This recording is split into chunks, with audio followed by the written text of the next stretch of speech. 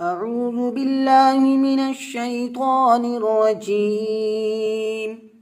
بسم الله الرحمن الرحيم.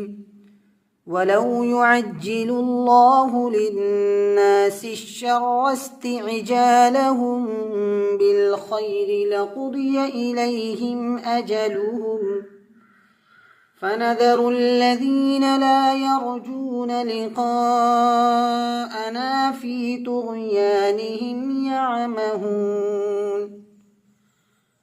وإذا مس الإنسان الضر دعانا لجنبه أو قائدا أو قائما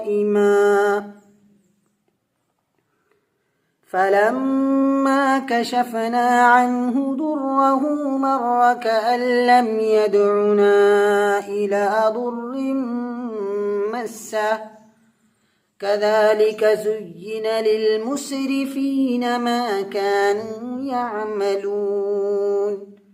ولقد أهلكنا القرون من قبلكم لما ظلموا وجاءتهم رسلهم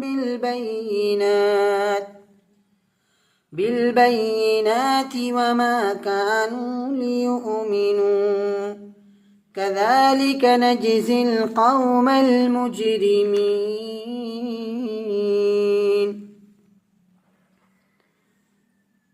ثم جعلناكم خلائف في الأرض من بعدهم لننظر كيف تعملون. وإذا تتلى عليهم آياتنا بينات قال الذين لا يرجون لقاء نأت بقرآن غير هذا أو بدله قل ما يكون لي أن أبدله من تلقاء نفسي إن أتبع إلا ما يوحى إلي إني أخاف إن عصيت ربي عذاب يوم عظيم.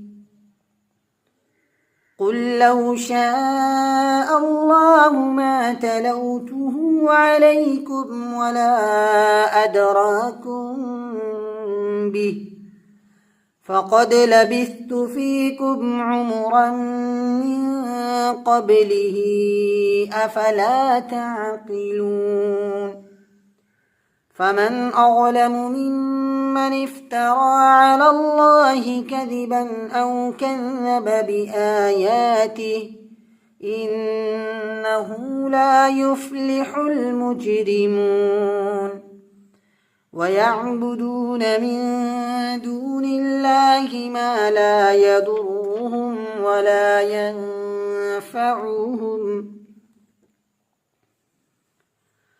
ولا ينفعهم ويقولون هؤلاء شفعاؤنا عند الله قل أتنبئون الله بما لا يعلم في السماوات ولا في الأرض سبحانه وتعالى عما يشركون.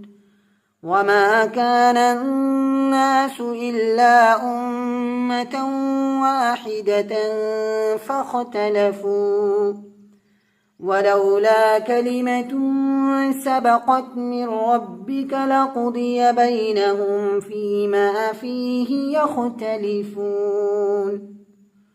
ويقولون لولا أنزل عليه آية من ربه فقل إنما الغيب لله فانتظروا إني معكم من المنتظرين.